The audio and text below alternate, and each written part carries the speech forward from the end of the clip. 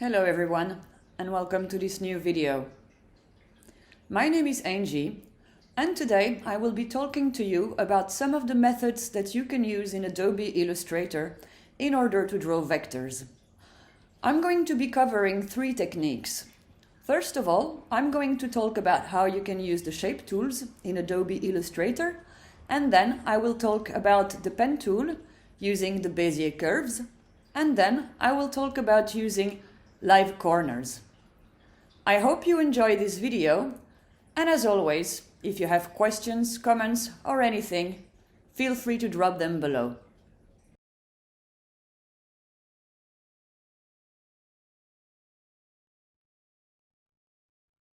One way to create shapes in Adobe Illustrator to create vectors is to use the shape tools. They're pretty straightforward and you already have a selection with some stars, some polygons, circles, etc. They're really nice if you have a lot of geometry in your work, but if, like I'm doing here, you're trying to also create a geometric shape, here with a perspective effect. As you'll notice here, I also prefer using Pathfinders as a tool when it comes to decomposing and reworking, merging shapes, etc., instead of the shape building tool. The reason I have this preference is because I sometimes work with really complex art, and in what I do, I find that it makes more sense to use Pathfinders. I think it's really about a question of personal preferences and what works best for you.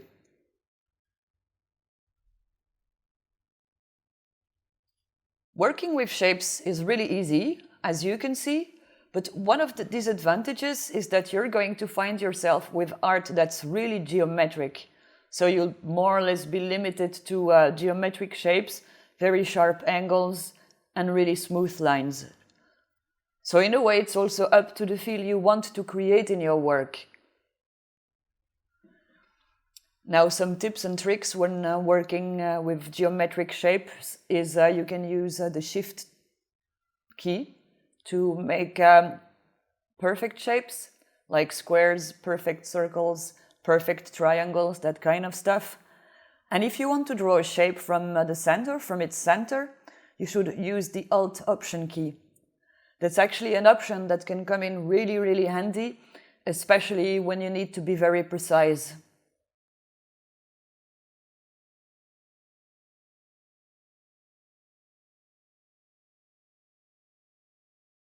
So one of the most famous methods for drawing in Adobe Illustrator is, of course, to use the Bézier curves with the pen tool.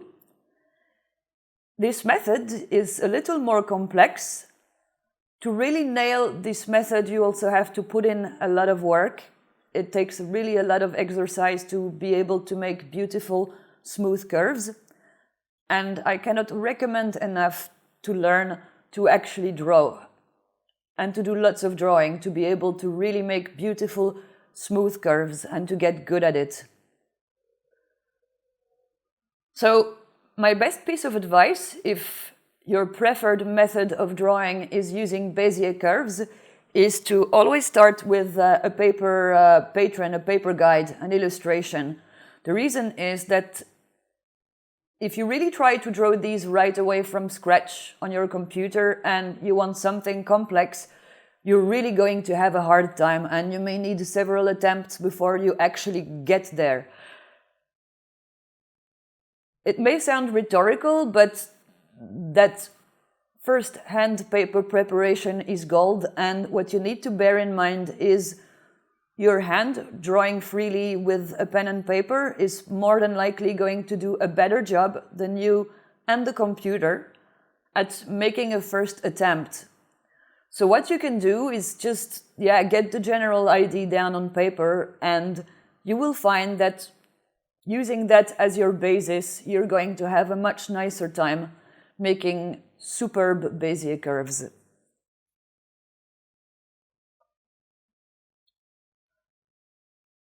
One of the downsides of working with Bézier curves is also that a lot of the time you will need to rework your vectors, your handles and everything to make sure your work is perfect. There's a lot of adjustment just going into the process of making beautiful curves. A lot of the time, I also need to start over if I use pure Bézier curves, like drawing freehand like I'm doing here. I will need to start over quite a few times to get something perfect and to really get the feel that I'm trying to create, to have a natural feel.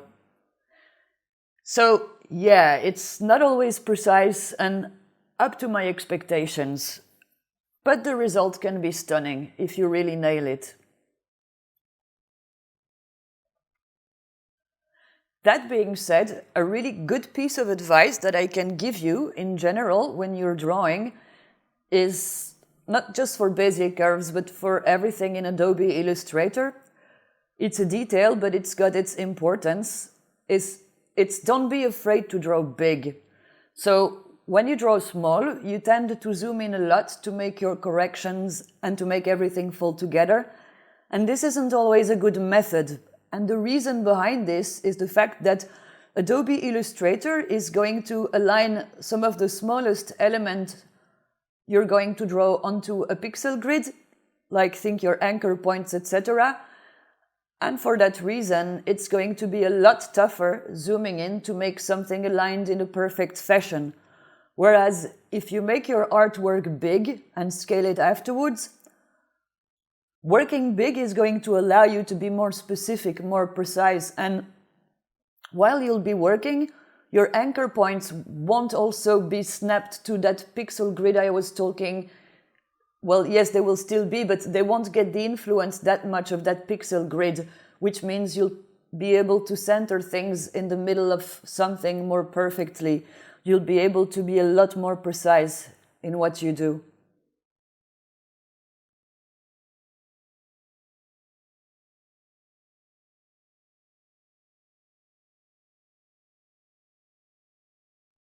So the final method I will be covering today is drawing with the pen tool and using the live corners. So this one is probably my favorite method because it gives really great results without, in my opinion, putting too much effort. Though it does take a little getting used to, as there are some ways to draw and to make it work better than others. And as you will see later on, you can also have the occasional little limitation.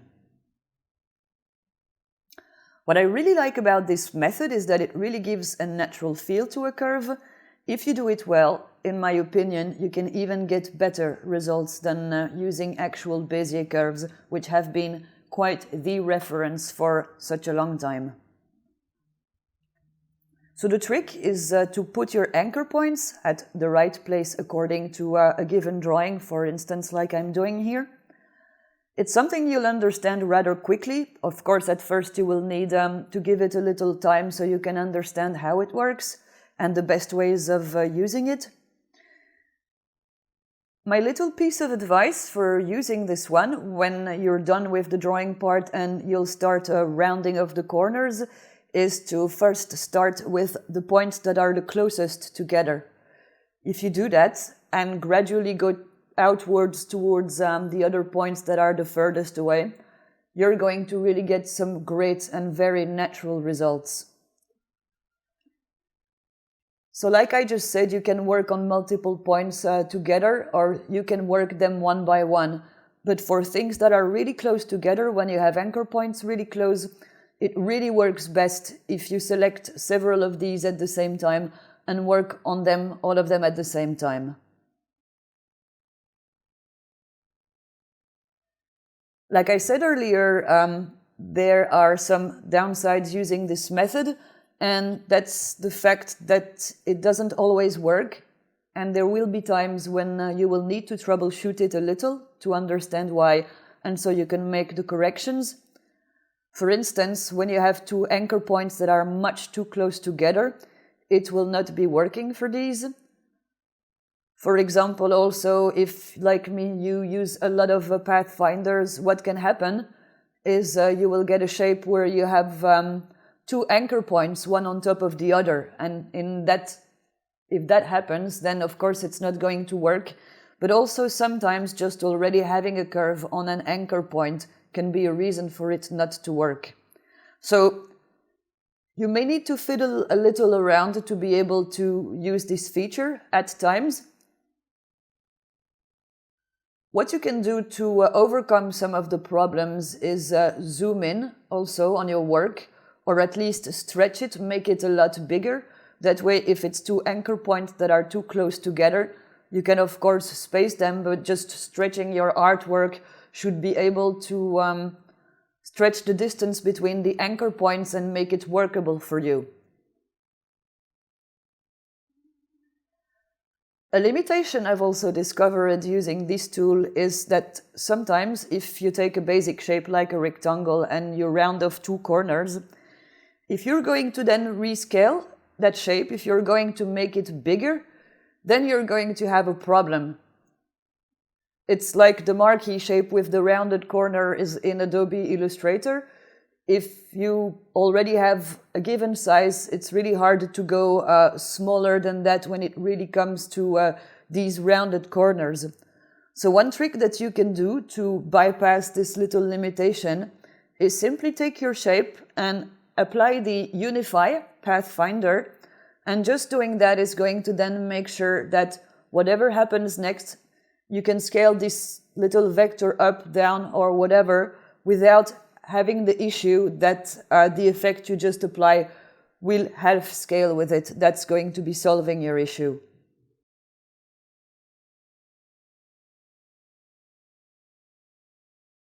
At the end of the day, you might ask yourself, okay, then what is the best way to work in Adobe Illustrator and draw vectors? Well, I think there isn't a best answer per se. I think that the best way to work with it is to be able to combine these different ways according to what you're working on, of course, and to what your needs will be. There are parts of an artwork, of some illustrations, where you will have more shapes, that kind of stuff, so it will make more sense to work with shapes. And you have other places where using the pen tool and some Bézier curves, or even just the live corner tool, will be more appropriate. So in the end, I think the most important is what works best for you, and also what makes you the more comfortable in your workflow. I think it's basically what it comes down to.